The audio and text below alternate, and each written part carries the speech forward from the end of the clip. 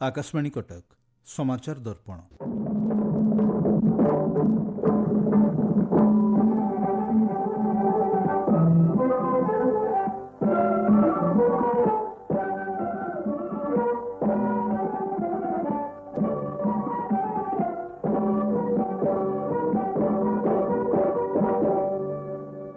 दिव्यांग उद्योगी कारीगर और शिल्पी प्रतिभा एवं कारीगरी कौशल को सम्मान जनाई भुवनेश्वर में आयोजित होउछि दिव्य कला मेला। चलित मास 5 तारिख Kalinga institute of industrial technology KIT परिसर में यह कार्यक्रम आरंभ होइछि। जुलाई 11 तारिख पर्यंत यह कार्यक्रम जारी रहिबो बोली जणा पड़िछि। एही दिव्य कला मेला कार्यक्रम को उद्घाटन करथिले केंद्र सामाजिक न्याय और सशक्तिकरण राष्ट्रमंत्री बीएल वर्मा।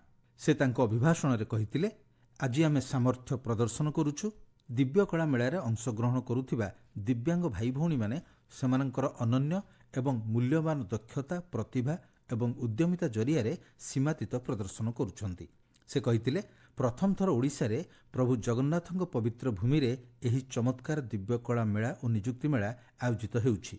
समावेशी विकास एवं एक सशक्त समाज गठन करने लगी एसबू प्रतिभा संपन्न उद्योगी को स्वागत करने, प्रशंसा करने और सम्मानित करने आमर कर्तव्य बोली से कहिथिले। एही दिव्य कला मेला और दिव्य कला शक्ति कार्यक्रम संपर्क में आमको कहिसंती कटक स्वामी विवेकानंद जातीय पुनर्वास एवं अनुसंधान केन्द्रर उपनिर्देशक सत्यजित पट्टनायक। दिव्य कला मेला और दिव्य कला शक्ति भारत सरकार दिव्यांग जन सशक्तिकरण विभाग सामाजिक न्याय एवं अधिकारिता मंत्रालय द्वारा आयोजित दुईटी कार्यक्रम जहाँकि भारतर विभिन्न राज्य रहुवा दिव्यांग व्यक्ति मान सृजनशीलता कला नैपुण्य उद्योगी प्रचेषा को प्रोत्साहन देवाई आयोजन करा दिव्यांग मान प्रतिभा और द्वारा प्रस्तुत विभिन्न सामग्री प्रचार प्रसार और बिक्री लगी गोटे अपूर्व सुजोग यही मेला प्रदान करता है। दिव्य कला शक्ति कार्यक्रम प्रति वर्ष भारतर विभिन्न प्रांत में आयोजित होता है, जो पार्श्ववर्ती अनेक राज्यर प्रतिभावान दिव्यांग शिल्पी मैंने निजर नृत्य संगीत वाद्ययंत्र अभिनय एमतीक चित्रकला आदि प्रतिभा प्रदर्शन कर गोटे अपूर्व सुजोग पाई था। विगत किछि वर्ष भितर यह मेला दिल्ली, मुंबई, भोपाल, गुवाहाटी, ईटानगर, इंदौर इत्यादि विभिन्न सहर तो सफलता सहित अनुष्ठित हो जाइए। वर्तमान जुलाई 5 तारिख रु जुलाई 11 तारिख पर्यंत यह मेला भारत सरकार द्वारा एनडीएफडीसी जातीय भिन्नक्षम अर्थ विकास निगम सहायता स्वामी विवेकानंद जातीय पुनर्वास प्रशिक्षण अनुसंधान संस्था द्वारा भुवनेश्वर रे किट परिसर रे अनुष्ठित होउछि। आगामी समय में यह मेला भारतर आहुरी अनेक जगार हबार प्रस्ताव मध्य रही। दिव्य कला मेला कार्यक्रम दिल्ली, मुंबई, भोपाल, गुवाहाटी, इंदौर इत्यादि हो सारी भुवनेश्वर सहर में बर्तमान चली जो कि भारत वर्षर विभिन्न प्रांत आसवा शताधिक दिव्यांग उद्योगी व्यक्ति माने निजर प्रस्तुत विभिन्न प्रकार सामग्री जमीक पोशाक परिच्छद, खाद्य द्रव्य, नित्य व्यवहार्य सामग्री, गृह सज्जा उपकरण, पिलामानक लागि खेलना, उपहार, आभूषण आउ एमती अनेक प्रकार परिवेश अनुकूल जैविक सामग्री बिक्री कर अपूर्व सुजोग पाई। भारत सरकार ये कार्यक्रम विशेष सफलतार सहित देशर दिव्यांग व्यक्ति मान लगी बेस उत्साहजनक और लाभदायक प्रमाणित हो पारि। दिव्य कला मेला और दिव्य कला शक्ति ये जो दुईटा कार्यक्रम एथिरे दिव्यांग व्यक्ति मान सशक्त तथा समर्थ करने हूँ भारत सरकार मूल उद्देश्य। दिव्यांग जनक सर्वांगीन विकास एवं सशक्त समाज गठन लगी देशर प्रतिभावान और उद्यमी दिव्यांग मान उत्साहित सम्मान करने हूँ कार्यक्रम लक्ष्य। दिव्य कला मेला उद्योगी दिव्यांग मान सेमानक निर्मित सामग्री प्रदर्शन और बिक्री लगी गोटे विराट पृष्ठभूमि तैयारी करिछि। बहु दिवस व्यापी एभली मेला रे सहस्राधिक जनता परिदर्शन रे आस्थांती एवं विपुल परिमाण सामग्री क्रय भी करथांती। या द्वारा उद्योगी दिव्यांग जन माने लाभान्वित होती छड़ा निजर उत्पादन परिमाण और निजर व्यवसाय वृद्धि कर भी सफल होती। या सहित दिव्य कला मेला रे आयोजित होता दिव्यांग रोजगार मेला भी सामिल करा जो दिव्यांग आवेदनकारी माने निजुक्ति लगी निजर पंजीकरण कराई और निजुक्तिदाता संस्था मान सहित जोगसूत्र भी निबंधित होती। यह मेला अनेक दिव्यांग व्यक्ति विशेष को निजुक्ति देवारे भी बहु भाव में सफल हो पारि। निजुक्ति मेला जो आयोजन कराई विपुल संख्यार दिव्यांग आवेदनकारी माने भी भाग नौ सहित निजुक्तिदाता अनेक संस्था भाग ने प्रतिवर्ष निरंतर भाव में दिव्य कला मेला और दिव्य कला शक्ति कार्यक्रम आयोजन माध्यम अधिक रु अधिक देशवासी कार्यक्रम विषय अवगत हो पारि। एणु आगामी दिन में एभली कार्यक्रम नियमित आयोजन हो चलने ନିଶ୍ଚିତ ଭାବରେ ଅଧିକରୁ ଅଧିକତର ଦିବ୍ୟାଙ୍ଗ ବ୍ୟକ୍ତିମାନଙ୍କୁ ସେମାନଙ୍କର କଳାନୈପୁଣ୍ୟ ପ୍ରଦର୍ଶନର ଆଉ ନିଜ ପ୍ରସ୍ତୁତ ସାମଗ୍ରୀର ଅଧିକରୁ ଅଧିକତର ଉତ୍ପାଦନ ଆଉ ବିକ୍ରି କରିବାର ଆହୁରି ବିଶାଳ ପୃଷ୍ଠଭୂମି ମିଳିପାରିବ, ଏଥିରେ ସନ୍ଦେହ ନାହିଁ, ଯାହାଦ୍ୱାରା ଏକ ବଳିଷ୍ଠ ତଥା ସମାବେଶୀ ସମାଜର ଗଠନ ମଧ୍ୟ ସମ୍ଭବ। ଦିବ୍ୟ କଳା ଶକ୍ତି ଯୋଉଥିରେ କି ଦିବ୍ୟାଙ୍ଗ ମାନେ ସେମାନଙ୍କର କଳାନୈପୁଣ୍ୟର ପ୍ରଦର୍ଶନ କରିଥାନ୍ତି, ସେଟା ଭାରତ ବର୍ଷର ବିଭିନ୍ନ ଜାଗାରେ ଅନୁଷ୍ଠିତ ହୁଏ ଏବଂ ଯୋଉ ରାଜ୍ୟରେ ଅନୁଷ୍ଠିତ ହୁଏ ସେ ଆଖପାଖର 6-8ଟି ରାଜ୍ୟରୁ ଶିଳ୍ପୀମାନଙ୍କୁ ଆମେ ନିମନ୍ତ୍ରିତ କରିଥାଉ ଏବଂ ସେମାନେ ନିଜର କଳାନୈପୁଣ୍ୟ ପ୍ରଦର୍ଶନ କରନ୍ତି। କିନ୍ତୁ ଦିବ୍ୟ କଳା ମେଳା ଯୋଉଟା ହଉଛି, ଯୋଉଟା କି ବି ଭାରତ ବର୍ଷର ବିଭିନ୍ନ ରାଜ୍ୟରେ ହଉଛି, ସେଇଠି ସମଗ୍ର ଭାରତ ବର୍ଷରୁ ଉଦ୍ୟୋଗୀ ଦିବ୍ୟାଙ୍ଗ ମାନେ ଆସିକି ନିଜର ପ୍ରସ୍ତୁତ ସାମଗ୍ରୀକୁ ପ୍ରଦର୍ଶନ କରିଥାନ୍ତି ଏବଂ ବିକ୍ରି ମଧ୍ୟ କରିପାରିଥାନ୍ତି। ତେଣୁ ସମଗ୍ର ଭାରତ ବର୍ଷର ଦିବ୍ୟାଙ୍ଗ ମାନେ ହିଁ ଏହି ଦିବ୍ୟ କଳା ଶକ୍ତି ଏବଂ ଦିବ୍ୟ କଳା ମେଳାରେ ସାମିଲ ହେବାର ସୁଯୋଗ ପାଇପାରିଥାନ୍ତି। ଏହି କାର୍ଯ୍ୟକ୍ରମରେ ଭାଗ ନେବା ପାଇଁ ଭାରତ ସରକାରଙ୍କ ତରଫରୁ ଦିବ୍ୟାଙ୍ଗ ମାନଙ୍କୁ ବହୁତ ଭାବରେ ପ୍ରୋତ୍ସାହିତ କରାଯାଉଛି। ତେଣୁ ପ୍ରତିବର୍ଷ ନିରନ୍ତର ଭାବରେ ଏଇ ଯୋଉ ଦିବ୍ୟ କଳା ମେଳା ଏବଂ ଦିବ୍ୟ କଳା ଶକ୍ତି କାର୍ଯ୍ୟକ୍ରମର ଆୟୋଜନ ମାଧ୍ୟମରେ ଅଧିକରୁ ଅଧିକ ଦେଶବାସୀ ଏହି କାର୍ଯ୍ୟକ୍ରମ ବିଷୟରେ ଅବଗତ ହେଇ ଚାଲିଛନ୍ତି। ଏଣୁ ଆଗାମୀ ଦିନରେ ଏମିତି କାର୍ଯ୍ୟକ୍ରମ ନିୟମିତ ଭାବରେ ଯଦି ଆୟୋଜନ ହେଇ ଚାଲେ, ନିଶ୍ଚିତ ଭାବରେ ଆହୁରି ଅଧିକରୁ ଅଧିକ ତର ଦିବ୍ୟାଙ୍ଗ ବ୍ୟକ୍ତିମାନଙ୍କୁ ସେମାନଙ୍କର କଳାନୈପୁଣ୍ୟ ପ୍ରଦର୍ଶନର ଏବଂ ନିଜର ପ୍ରସ୍ତୁତ ସାମଗ୍ରୀରୁ ଅଧିକରୁ ଅଧିକ ଉତ୍ପାଦନ ଆଉ ବିକ୍ରି କରିବାର ଆହୁରି ବିଶାଳ ପୃଷ୍ଠଭୂମି ମିଳିପାରିବ, ଯାହାଦ୍ୱାରା ଗୋଟେ ବଳିଷ୍ଠ ତଥା ସମାବେଶୀ ସମାଜ ଗଠନର ସମ୍ଭବ ହେବ, ଏଥିରେ କୌଣସି ସନ୍ଦେହ ନାହିଁ। ଏହି ଅବସରରେ ଭିନ୍ନକ୍ଷମ ସଶକ୍ତିକରଣ ବିଭାଗର ଉପମହାନିର୍ଦ୍ଦେଶକ କିଶୋର ବି ସୁରୁବଡେ କହିଥିଲେ, ଆମର ଉଦ୍ଦେଶ୍ୟ ହେଉଛି ଏକ ସମାବେଶୀ ସମାଜ ଗଠନ କରିବା, ଯେଉଁଥିରେ ଆମ ଦେଶର ଦିବ୍ୟାଙ୍ଗ ବ୍ୟକ୍ତିମାନେ ସେମାନଙ୍କ ବିକାଶ ପାଇଁ ସମାନ ସୁଯୋଗ ପାଇବେ, ସେମାନଙ୍କର ଶାରୀରିକ, ସାମାଜିକ, ଶିକ୍ଷାଗତ ଓ ଆର୍ଥିକ ସଶକ୍ତିକରଣ ହୋଇପାରିବ, ଯାହାଦ୍ୱାରା ସେମାନେ ଉତ୍ପାଦକ, ନିରାପଦ ଏବଂ ସମ୍ମାନଜନକ ଜୀବନଯାପନ କରିପାରିବେ। ସାରା ଦେଶରେ ଦିବ୍ୟାଙ୍ଗ ଉଦ୍ୟୋଗୀ ଓ ଶିଳ୍ପୀଙ୍କ ପ୍ରତିଭା ଏବଂ କାରିଗରୀକୁ ପ୍ରଦର୍ଶିତ କରୁଥିବା ଏହା ଏକ ଅଭିନବ କାର୍ଯ୍ୟକ୍ରମ। ଏହି ମେଳାରେ ପ୍ରାୟ 190 ଜଣ ଦିବ୍ୟାଙ୍ଗ ଶିଳ୍ପୀ, କାରିଗର ଓ ଉଦ୍ୟୋଗୀଙ୍କ ଦ୍ୱାରା ପ୍ରସ୍ତୁତ ପ୍ରକୃଷ୍ଟ ଉତ୍ପାଦ ପ୍ରଦର୍ଶିତ ହେଉଛି।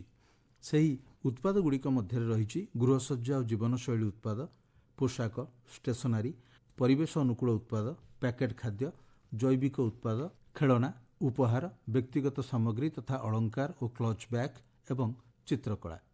ଏହି କାର୍ଯ୍ୟକ୍ରମ ଭୋକାଲ ଫର ଲୋକାଲ ଅଭିଯାନକୁ ପ୍ରୋତ୍ସାହିତ କରୁଛି, ଯାହାଦ୍ୱାରା ଆଗନ୍ତୁକମାନେ ଦିବ୍ୟାଙ୍ଗ କାରିଗରମାନଙ୍କ ଦ୍ୱାରା ଅତ୍ୟନ୍ତ ଦୃଢ଼ ସମର୍ପଣ ସହ ନିର୍ମିତ ଅଭିନବ ଜିନିଷ କିଣିପାରୁଛନ୍ତି। ଏହାଛଡ଼ା ଏହି କାର୍ଯ୍ୟକ୍ରମରେ ଦିବ୍ୟାଙ୍ଗଜନ କଳାକାର ଓ ଜଣାଶୁଣା ପେସାଦାରଙ୍କ ଦ୍ୱାରା ବିଭିନ୍ନ ସାଂସ୍କୃତିକ କାର୍ଯ୍ୟକ୍ରମ ଅନୁଷ୍ଠିତ ହେଉଛି। କାର୍ଯ୍ୟକ୍ରମରେ ଆଗନ୍ତୁକମାନେ ବିଭିନ୍ନ ଆଞ୍ଚଳିକ ଖାଦ୍ୟର ମଜା ମଧ୍ୟ ନେଉଛନ୍ତି। ଏହି ଦିବ୍ୟକଳା ମେଳା ଏବଂ ଦିବ୍ୟକଳା ଶକ୍ତି ସମ୍ପର୍କରେ ଆମେ ପଚାରିଥିଲୁ ଭାରତ ସରକାରଙ୍କ ସାମାଜିକ ନ୍ୟାୟ ଓ ସଶକ୍ତିକରଣ ମନ୍ତ୍ରାଳୟ ଅଧୀନ ଭିନ୍ନକ୍ଷମ ସଶକ୍ତିକରଣ ବିଭାଗର ଗଣମାଧ୍ୟମ ସଂଯୋଜିକା ସୁପ୍ରଭା ଦାସଙ୍କୁ। ସେ କହିଥିଲେ, ଆଦରଣୀୟ ପ୍ରଧାନମନ୍ତ୍ରୀ ଶ୍ରୀ ନରେନ୍ଦ୍ର ମୋଦି ଦିବ୍ୟାଙ୍ଗ ସମୁଦାୟଙ୍କ ପ୍ରତି ସବୁବେଳଠୁ ଭାବୁକ ତାଙ୍କର ରିସ୍ତା ରହିଛି। ସିଏ ହିଁ କଏନ୍ କରିଥିଲେ ଦିବ୍ୟାଙ୍ଗ ୱାର୍ଡଟା। ଏଣ୍ଡ ତାଙ୍କର ଯୋଉ ଭିଜନ ଥିଲା ସଶକ୍ତ ଦିବ୍ୟାଙ୍ଗ ସମର୍ଥ ଭାରତ, ଏଇ ପଦ୍ଧତିରେ ଏଇ ତାଙ୍କର ଭିଜନକୁ ନେଇକି, ତାଙ୍କର ଦୂରଦର୍ଶିତାକୁ ନେଇକି ସରକାର ଆମର ଗଭର୍ଣ୍ଣମେଣ୍ଟ ଅଫ୍ ଇଣ୍ଡିଆ 10 ବର୍ଷରେ ବହୁତ କିଛି ଆଚିଭମେଣ୍ଟ କରିଛି। ଯେମିତିକି ଆପଣ ଦେଖିପାରୁଥିବେ 54 ମେଡାଲ୍ସ ନେଇକି ଆସିଲେ ପାରାଲିମ୍ପିଆନ୍ସ, ଯୋଉଟାକି କେବେ ବି ଆଗରୁ ହେଇନଥିଲା। ତ ବହୁତ ପରିମାଣରେ ଏବେ ଆମର ଡେଫ୍ କ୍ରିକେଟ ଟିମ୍ 2 ବର୍ଷୀୟ ଆମର ଇଂଲଣ୍ଡକୁ ହରେଇକି ଆସିଛି। ତ ଏଗୁଡ଼ା ସବୁ ଦିସ୍ ଆର୍ ଅଲ୍ ଆଚିଭମେଣ୍ଟ, ଯୋଉଟାକି ଆମ ପାଇଁ ଆଗରୁ ଗୋଟେ ଡ୍ରିମ୍ ଥିଲା। ତ ସେଇ ଡ୍ରିମ୍ ଗୁଡ଼ା ଟ୍ରୁ କରିବା ପାଇଁ ପ୍ରଧାନମନ୍ତ୍ରୀଙ୍କ ଡିରେକ୍ସନରେ ସବୁବେଳେ ଗଭର୍ଣ୍ଣମେଣ୍ଟ ଅଫ୍ ଇଣ୍ଡିଆ କାର୍ଯ୍ୟ କରିଚାଲିଛି। ଯେମିତିକି ଆମର RPWD ଅଧିନିୟମ 2016 ଅଣ୍ଡରରେ ଆମର ଦିବ୍ୟାଙ୍ଗ ଶ୍ରେଣୀ ଯୋଉଟା ସେଟା 7ରୁ ବଢ଼େଇକି 21 କରିଦିଆଯାଇଛି। ସରକାରୀ ନୌକରୀରେ ଆରକ୍ଷଣ 3%ରେ ବଢ଼ିକି 4% କରିଦିଆଯାଇଛି। ଆମର ଯେମିତି ଉଚ୍ଚ ଶିକ୍ଷଣ ସଂସ୍ଥାନ ଯୋଉଠି ଛାତ୍ରମାନଙ୍କର ସିଟ୍ ପାଇଁ ଆରକ୍ଷଣ 3%ରୁ ବଢ଼ିକି 5% କରିଦିଆଯାଇଛି। ତ କେନ୍ଦ୍ର ସରକାର ବହୁତ କିଛି ଷ୍ଟେପ୍ସ ନେଇଛି, ବହୁତ କିଛି ଆମର ଯୋଉ ସ୍କିମ୍ସ ବଗେରାରେ ବହୁତ କିଛି ବିଗତ 10 ବର୍ଷରେ ବହୁତ କିଛି ଆଚିଭମେଣ୍ଟ ହେଇସାରିଛି। ଯେମିତି ଆପଣ ତାର ଗ୍ଲେରିଂ ଏକ୍ସାମ୍ପଲ୍ସ ଦେଖିଲେ ଯେ କେତେ ଗୋଲ୍ଡ ମେଡାଲ ନେଇକି ଆସୁଛନ୍ତି, କେତେ କ୍ରିକେଟ ଟିମ୍ ଜିତୁଛି, ଲୋକମାନେ ଇନଫ୍ୟାକ୍ଟ ଆଇଏଏସ୍ ପରୀକ୍ଷାରେ ବି ସେଇଠି ଦେଖନ୍ତୁ କେତେ ଆସିଛି ଆପଣଙ୍କର ଦେଖିବେ ତ ଲାଷ୍ଟ ଇୟରରେ ବହୁତ ମାନେ ଦିବ୍ୟାଙ୍ଗଜନ ଆଇଏଏସ୍ ପରୀକ୍ଷାରେ ବି ଉତ୍ତୀର୍ଣ୍ଣ ହୋଇଛନ୍ତି। ଏଡିଏଫ୍ ସ୍କିମ୍ରେ ଯେଉଁ ଏସିସ୍ଟିଭ୍ ଡିଭାଇସେସ୍ ଯେଉଁ ଡିଷ୍ଟ୍ରିବ୍ୟୁସନ୍ ହୁଏ ପୁରା अगर ଦେଖିବେ ତ ପୁରା ସମଗ୍ର ଭାରତରେ 28 ଲକ୍ଷରୁ ବେଶୀ ଲୋକମାନଙ୍କୁ ଏସିସ୍ଟିଭ୍ ଡିଭାଇସେସ୍ ବାଣ୍ଟା ହେଇସାରିଛି। ଆମର ତା ଛଡ଼ା ଆମର ନ୍ୟାସନାଲ NDFDC ଦ୍ୱାରା ଲୋନ୍ ବି ପ୍ରୋଭାଇଡ୍ କରାଯାଉଛି। ଯେଉଁମାନେ ବି ଯେମିତି ଯାହା କିଛି କରିବା ପାଇଁ ଚାହିଁବେ ତାର ଇଏକୁ ନେଇକି ଲୋନ୍ ପ୍ରୋଭାଇଡ୍ କରାଯାଉଛି, ତାଙ୍କର ଏଲିଜିବିଲିଟିକୁ ଇଏ କରିକି ଲୋନ୍ ପ୍ରୋଭାଇଡ୍ କରାଯାଉଛି। ତା ଛଡ଼ା ଆମର ରାଷ୍ଟ୍ରୀୟ ସଂସ୍ଥାନ ବି ଅଛି, ଯେମିତିକା ନ୍ୟାସନାଲ ଇନଷ୍ଟିଟ୍ୟୁଟ୍ସ ଅଛି ପୁରା ଏକ୍ରସ୍ ଇଣ୍ଡିଆ। ଆମର ନ୍ୟାସନାଲ ଇନଷ୍ଟିଟ୍ୟୁଟ୍ସ ଅଛି, 9ଟା ନ୍ୟାସନାଲ ଇନଷ୍ଟିଟ୍ୟୁଟ୍ସ ଅଛି। ଇନଫ୍ୟାକ୍ଟ ଆମର ଖେଳର ବି ଗୋଟେ Atal Bihari Vajpayee centre for disability sports ସେଟାରେ ବି ଖୋଲା ହେଇଛି। ଇନଫ୍ୟାକ୍ଟ ପ୍ରଧାନମନ୍ତ୍ରୀ ସେଟାକୁ ଇନଅଗରେଟ୍ କରିଛନ୍ତି। ବହୁତ କିଛି ପଦକ୍ଷେପ ନିଆଯାଇଛି ଏବଂ ରାଷ୍ଟ୍ରୀୟ ସଂସ୍ଥାନ ମାନେ ଯେମିତିକି ଆପଣ ରାଷ୍ଟ୍ରୀୟ ସଂସ୍ଥାନ ଯେମିତି ଗୋଟେ ISLRTC ଅଛି, ଏକାଡେମିକ୍ସରେ ସାଇନ୍ ଲାଙ୍ଗୁଏଜ ଆପଣ ଏବେ ଦେଖିପାରୁଥିବେ ବହୁତ ଜିନିଷ ସାଇନ୍ ଲାଙ୍ଗୁଏଜରେ ହେଉଛି ସୋ ଦ୍ୟାଟ୍ ଏଇଟା ଆମର ଏକ୍ସେସିବିଲିଟିକୁ ବଢ଼ାवा ଦେଉଛି। ପାଇଁ ଛାତ୍ରବୃତ୍ତି ଯୋଜନା, ଦିବ୍ୟାଙ୍ଗ ଛାତ୍ରଙ୍କ ପାଇଁ ଛାତ୍ରବୃତ୍ତି ଯୋଜନା ଅଛି, ପ୍ରି ମେଟ୍ରିକ ପୋଷ୍ଟ ମେଟ୍ରିକ ଉଚ୍ଚ ଶ୍ରେଣୀ ଶିକ୍ଷା, ନ୍ୟାସନାଲ ଫେଲୋସିପ୍, ନ୍ୟାସନାଲ ଓଭରସିଜ୍ ଆଉ ଦିବ୍ୟାଙ୍ଗ ଛାତ୍ର ପାଇଁ ନିଃଶୁଳ୍କ କୋଚିଂ ବି। ତ ୟା ସହିତ କ'ଣ ହେଇଛି ଏବେ ଛାତ୍ରବୃତ୍ତି ଯୋଜନା 2014-15 ସେ ରେସ୍ର शुरू ହେଇଥିଲା। ତାର DBT ମାଧ୍ୟମରେ 2.57 ଲାख ଦିବ୍ୟାଙ୍ଗ ଛାତ୍ରକୁ ଟୋଟାଲ 834.74 କରୋଡ଼ର ଛାତ୍ରବୃତ୍ତି ଦିଆଯାଇଛି। ସେମିତି ଆମର ଏଡିଏଫ୍ ସ୍କିମ୍ ଯେଉଁଟା ଏସିସ୍ଟିଭ୍ ଡିଭାଇସେସ୍ ତା ଇଏରେ ଯେମିତି ମୋଟରାଇଜ୍ ଟ୍ରାଇସାଇକେଲ ଇଏ କରାଯାଇଛି, 65,786 ମୋଟରାଇଜ୍ ଟ୍ରାଇସାଇକେଲର ବିତରଣ କରାଯାଇଛି। 10ଟା ବିଶ୍ୱ ରେକର୍ଡ ବି ବନାଯାଇଛି। 6,764 କୋକ୍ଲିୟର ଇମ୍ପ୍ଲାଣ୍ଟ ସର୍ଜରୀ ବି ହେଇଛି। ସେ ଲାଭାର୍ଥୀ ବି ଆମର ଏସିସ୍ଟିଭ୍ ଡିଭାଇସେସ୍ ଏଡିଏଫ୍ ସ୍କିମ୍ ଇଏରେ ଲାଭାର୍ଥୀ ବି ଅର୍ଜୁନ ପଟେଲ ମାଧ୍ୟମରେ ସେମାନଙ୍କୁ ଦିଆଯାଉଛି ଏଗୁଡ଼ା ସବୁ। ତା ଛଡ଼ା ଦୀନ ଦୟାଲ ଦିବ୍ୟାଙ୍ଗ ପୁନର୍ବାସ ଯୋଜନା ବି ରହିଛି, ଯେଉଁଟାକି ସବୁ 21 ଦିବ୍ୟାଙ୍ଗତାକୁ କଭର କରୁଛି। କହିବା କଥା ହେଉଛି ଆମର ସବୁ ସ୍କିମ୍ସରେ ଦିବ୍ୟାଙ୍ଗଜନ ଲାଭାନ୍ୱିତ ହେଉଛନ୍ତି। ଦିବ୍ୟାଙ୍ଗଜନ ବାଧାମୁକ୍ତ ବାତାବରଣ ସୃଷ୍ଟି କରାହେଉଛି, ଏମିତି ଏକ୍ସେସିବିଲିଟି ଇଣ୍ଡିଆ କ୍ୟାମ୍ପେନ୍ ଯେଉଁ ମାନେ ଟୋଟାଲ ଯେମିତି ଆମର 2014-15ରୁ 2025 ପର୍ଯ୍ୟନ୍ତ ଯେମିତି ଅଭିଯାନର ଅଣ୍ଡରରେ 1671ଟା ଭବନ ଯେଉଁଟା ସେଗୁଡ଼ା ସବୁ एक्सेसिबल କରାଯାଇଛି। रेलवे स्टेशन भी एक्सेसिबल, रेलवे स्टेशन भी सभी 709 को सुगम କରାଯାଇଛି। ସବୁ 35 अंतर्राष्ट्रीय और 16 घरेलू हवाई अड्डा में से 655 को सुगम्य କରାଯାଇଛି। इनफैक्ट 8695 बस को पूरी तरह सुगम्य କରାଯାଇଛି। समाचार दर्पण आज एतिकिरे शेष ହେଲା। प्रस्तुति आंचलिक संवाद विभाग, उपस्थापन मु सत्यव्रत बेहुरा।